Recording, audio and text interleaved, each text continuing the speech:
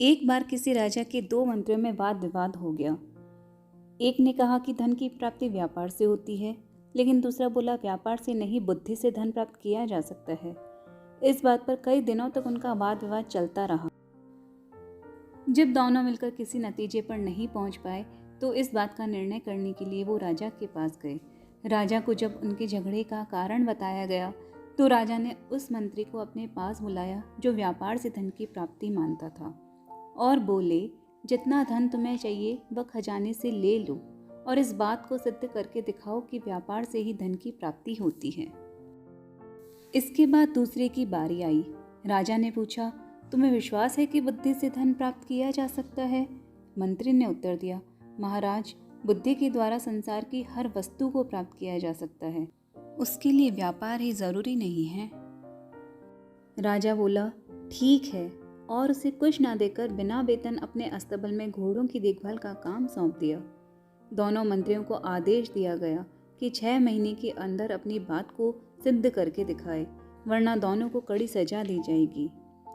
जिस मंत्री को खजाने से बहुत सा धन मिला था उसने सारे धन से शहर में दुकानें खोल दी और अधिक से अधिक पैसा बनाने के चक्कर में दिन रात परेशान रहने लगा, जबकि दूसरा अस्तबल में बैठकर सोचने लगा कि किस तरह से पैसा बनाया जाए। तभी उसे एक तरकीब सूझी। उसने घोड़ों की लीद को सूंघना शुरू कर दिया। राजा के अस्तबल में 700 घोड़े थे और हर घोड़े पर एक सवार नियुक्त किया गया था। मंत्री को घोड़े की लीद सूंघते देख अस्तबल के कर्मचारियों में खलबली मच गई। वे मन ही मन डर गए कि ना जाने मंत्री क्यों घोड़े की लीद को सूंघ रहे हैं। एक दिन अस्तबल के मुखिया ने पूछा, महाराज, आप घोड़े की लीद क्यों सूंघते हैं? मंत्री गंभीर हो गया और बोला, इस बात का पता लगाना चाहता हूँ कि घोड़े इतने कमज़ोर क्यों होते जा रहे हैं। अब मालूम हुआ कि तुम लोग कितने नमक हराम हो। घोड़ों के हिस्से का दाना खुद खा जाते हो और उन्हें केवल घास से मिल पाती है। यह बात राजा को बतानी पड़ेगी। यह सुनकर मुखिया की जान संकट में पड़ गई।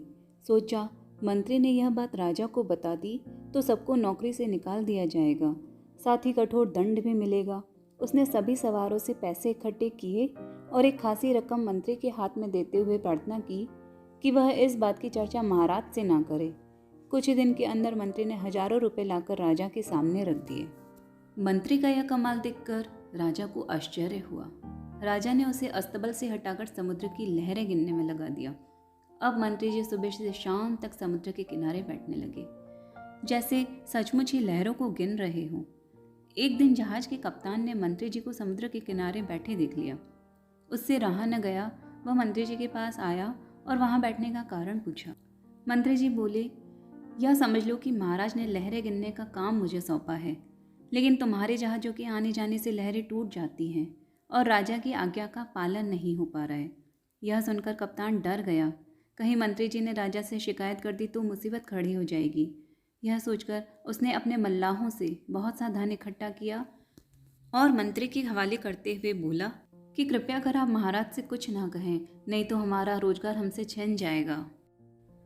अगले दिन मंत्री ने बहुत सा धन लाकर राजा के सामने रखा तो राजा आश्चर्यचकित रह गए और सोचने लगे, अब क्या किया जाए। उसे कहीं ऐसी जगह फिट करना चाहिए जहाँ थोड़ी भी आमदनी ना हो।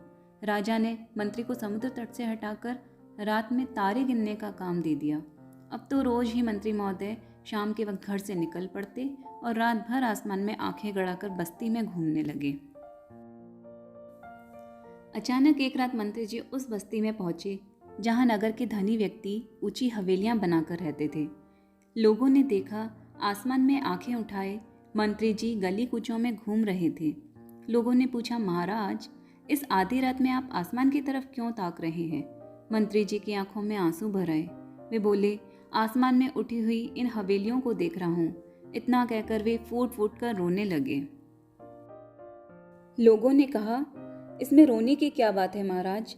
मंत्री जी ने उत्तर दिया, रोना इसलिए आ रहा है कि इतनी सुंदर हवेलियों को बहुत ही जल्द गिरा दिया जाएगा। फिर लोगों ने पूछा, ऐसा किस लिए?